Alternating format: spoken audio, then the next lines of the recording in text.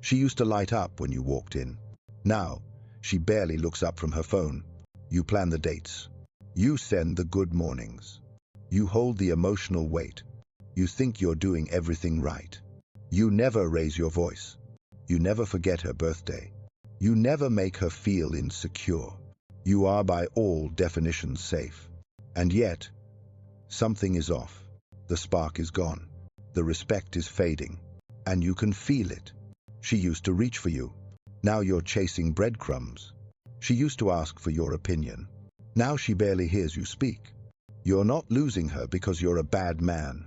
You're losing her because you became predictable, comfortable, passive, too safe.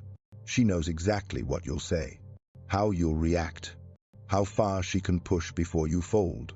And she's no longer excited because she's no longer challenged.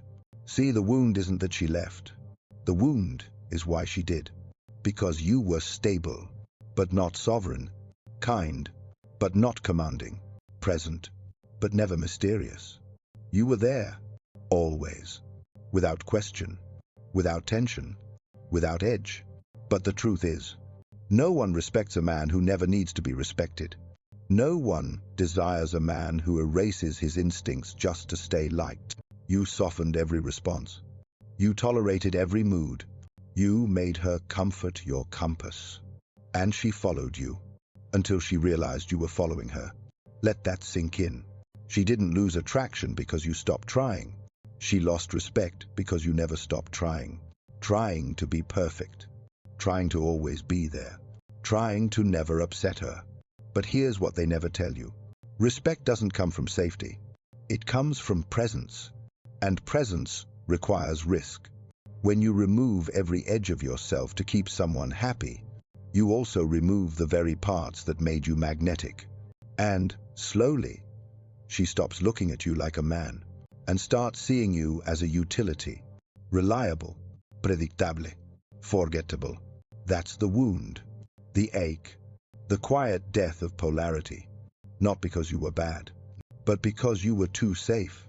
Mirror question. When did being too available make you invisible? They told you to be nice, to always listen, to never raise your voice, to be the good guy. And you believed them. You believed that being harmless made you honorable, that if you could just be dependable enough, agreeable enough, safe enough, you would be loved permanently. But they never told you what happens when you become too safe, too available, too easy to read, too quick to please. They never told you that what makes you safe also makes you invisible, that your predictability becomes suffocating, that your constant yes becomes a background hum she can't even hear anymore. They taught you to soften your voice, but never taught you when to own it. They taught you to accommodate, but not when to walk away. They told you to be kind, but never told you how to be commanding. And now here you are, checked every box, did everything right, still watching her pull away. Because no one respects a man who has no edge, no boundaries, no tension. You were taught that conflict is failure, that if she's upset, it's your job to soothe it even if it means abandoning yourself. But the truth is brutal. A woman doesn't fall for a man who dissolves to keep the peace. She falls for a man who creates a gravity of his own. You thought love was peace. But for her, love without mystery feels like sedation. And sedation isn't love. It's emotional numbness. You thought you were building a sanctuary. She experienced it as a cage. Because underneath all her tests, her shifts, her storms, what she's really asking is, can you hold your frame? Can you stay rooted when I shake? Can I trust you to stay you, even when I'm not easy? And if the answer is always, yes, whatever you need, then deep down, she knows. You are following, not leading. And she can't respect a man she has to lead. They sold you a lie. That being liked was more important than being respected. That being soft was more valuable than being sovereign. That being safe was the goal. But here's the truth. Safe is forgettable. Soft is replaceable. Nice is invisible. You weren't born to be easy. You were born to be clear. Mirror question. What belief made you confuse being good with being forgettable? Love is not a donation. It's a negotiation. Not because it's transactional, but because it's built on value, and value is determined by cost. When something costs nothing, it's taken for granted. And when you give yourself away, emotionally on demand, without boundaries, without hesitation, you become emotionally cheap. You offer your attention like tap water, always flowing, always ready. And eventually, she stops tasting it. Because what's always available is never truly valued. You think loving means giving endlessly. But the man who gives too much, too fast, too easily, isn't seen as generous. He's seen as needy. Why? Because in emotional economics, the one who needs less has more power. The one who can walk away sets the tone. The one who controls his energy controls the frame. She might say she wants full access to you, your time, your attention, your reassurance. But if you give it too freely, without pause or protection, she subconsciously reads it as weakness. Not because she's cruel, because she's wired to test for stability. And stability isn't about always being available. It's about being immovable when it matters. You think patience will earn respect, but patience without limits is passivity. And passivity feels like fear. Fear of conflict, fear of rejection, fear of being alone. And nothing dries up desire like a man who's afraid to disappoint, who's afraid to say no, who's afraid to pull back and let her feel the cost of his presence. Because here's the harsh truth. Your attention only holds weight when your absence is felt. When you're always there, always responding, always available, there's no polarity, no gravity, no sense of losing you, so there's nothing to hold on to. As Friedrich Nietzsche once said, "He who loves least controls most." It's uncomfortable, but it's real, because power isn't about domination, it's about restraint.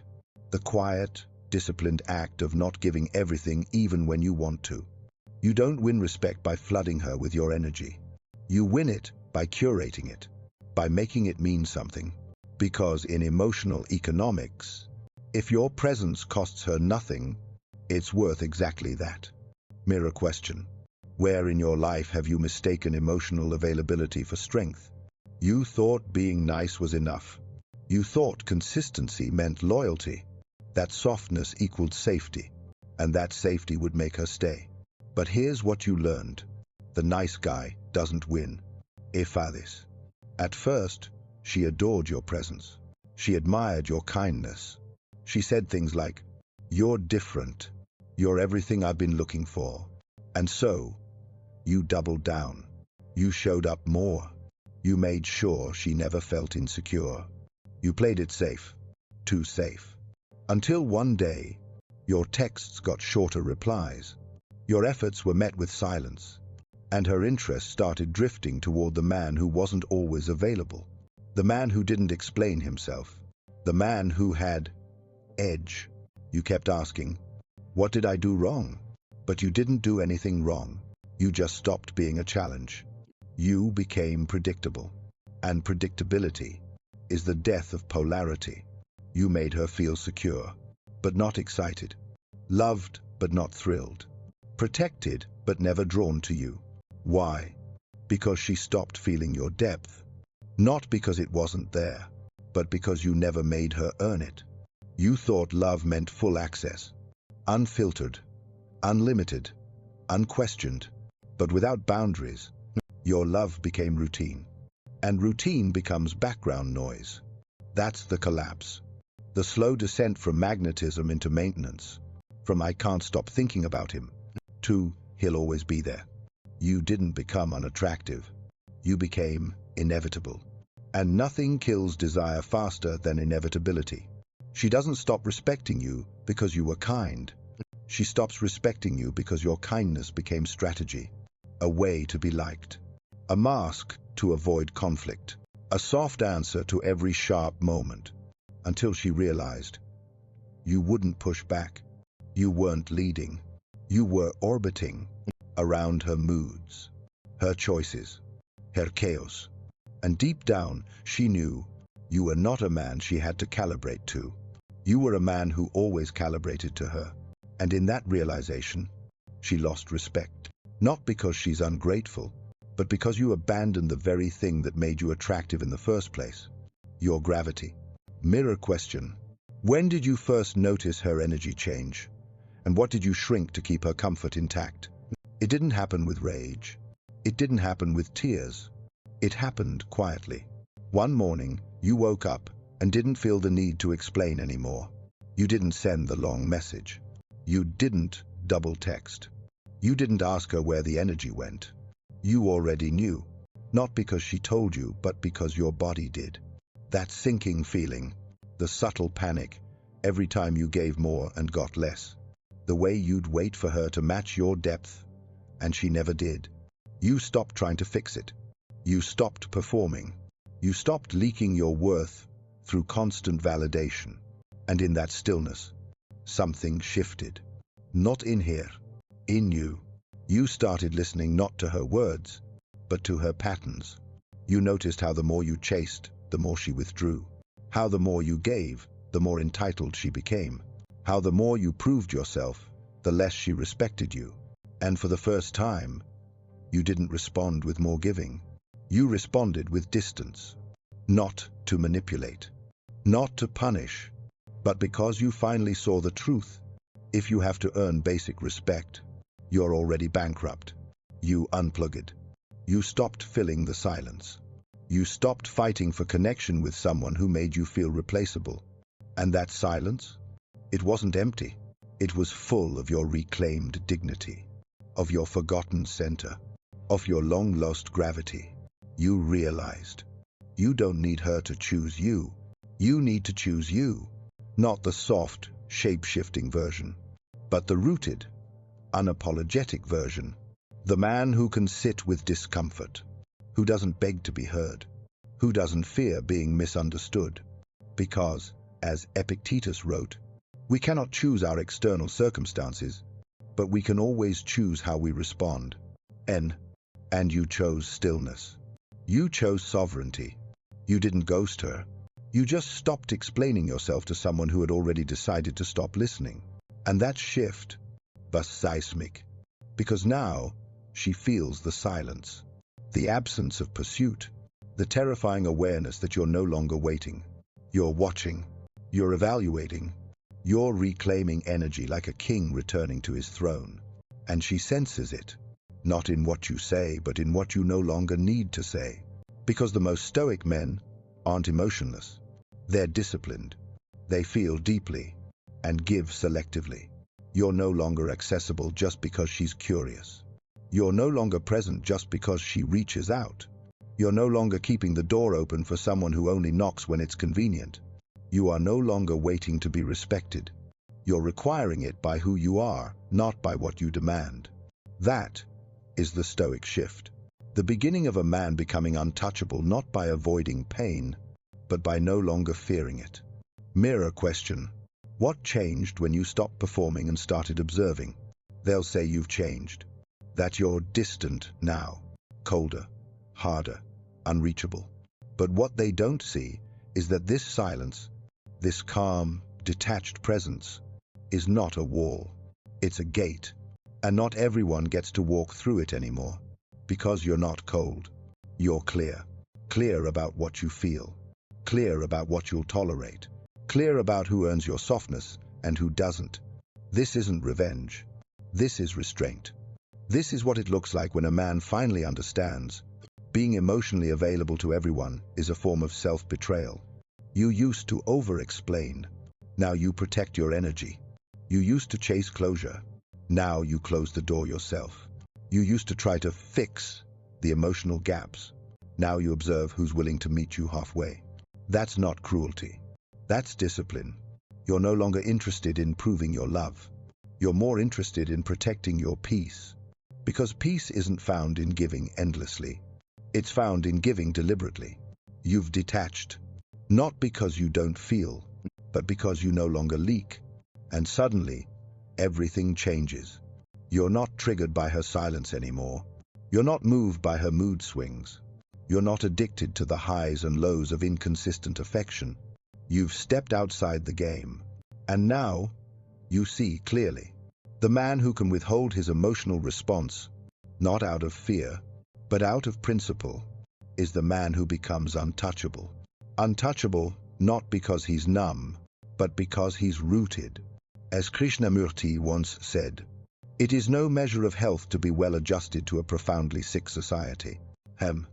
And trying to be constantly emotionally available in a world that rewards chaos is not noble. It's self-destruction. So you chose distance, not to punish, but to protect. You don't shut down. You shut out. Anyone who demands access without offering respect. Anyone who plays with your peace like it's disposable. Because your energy is no longer public domain. It's sacred territory. And only those who bring clarity, not confusion, deserve to be close. You're not cold. You're calibrated. Mirror question. When did protecting your energy start feeling more powerful than being understood? At first, she didn't notice. You were always there, always answering, always available. But then, you weren't. You didn't announce it.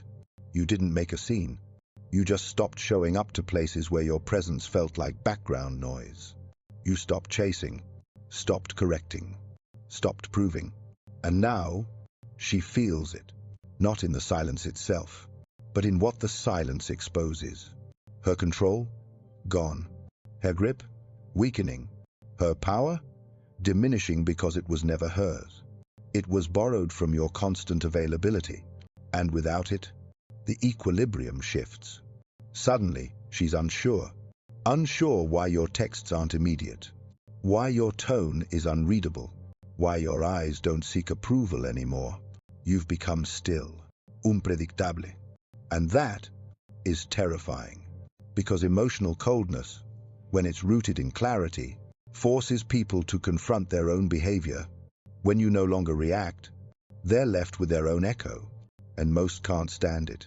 They want the old version of you, the one who folded, who softened, who apologized for being human. But that version is gone. And in its place stands a man who no longer trades integrity for attention. A man who can sit with the discomfort of being misunderstood because he no longer needs to be decoded to feel valid. And now, they panic because the warmth they took for granted has become premium, restricted, selective, and their access revoked. She might call you cold, detached, not like you used to be, but deep down, she knows. She never truly respected the version of you that gave everything. She respected the version who walked away, not because he wanted to hurt her, but because he finally refused to keep hurting himself. This is the consequence of coldness. The ones who fed on your availability begin to starve. They feel the gap, the distance, the consequences of taking a good man for granted. As Gibran once said, "Your absence has gone through me like thread through a needle. Everything I do is stitched with its color." And now, everything she does is stitched with the color of your distance. You don't need to say anything. You've already said enough. Now your silence says everything. Mirror question. Who began to fear losing you the moment you stopped trying to be kept? You no longer explain yourself. Not because you're hiding anything, but because you finally understand. Not everyone deserves to know you. You've stopped trying to be the right man in her story, because you're too busy becoming the real man in your own. You don't chase attraction anymore. You command respect. And the moment you stopped seeking approval, you found your center. You used to walk into rooms trying to be chosen. Now you walk in, already decided. You used to fear rejection. Now you fear one thing only: self-betrayal. Because the most dangerous man is not the one who raises his voice, but the one who no longer needs to use it. He leads by presence, by stillness, by unapologetic clarity. He doesn't need to be decoded, doesn't need to be validated, doesn't need to be enough for anyone. But the man he sees in the mirror, this is the man she truly respects. The one she can't control, can't predict, can't manipulate with silence or mood or withdrawal. Because he's already been through the collapse. already felt what it's like to be forgotten, overlooked, dismissed, and he rose from it. Not colder, but clearer. Not harder, but sharper. She doesn't respect him because he changed for her. She respects him because he stopped changing for anyone. And in that moment, the polarity returns. Not because he chased it, but because he embodied it. You see, real masculinity isn't about being feared. It's about being immovable, being rooted, being the one who doesn't need to be understood, to know he's right. As Carl Jung once wrote, the privilege of a lifetime is to become who you truly are. And now, you've stopped asking for permission. You've stopped being safe. You've stopped waiting to be chosen, because you've already chosen yourself, completely. And that is the man she can finally respect. Mirror question. What becomes possible when you stop needing to be chosen and start choosing yourself?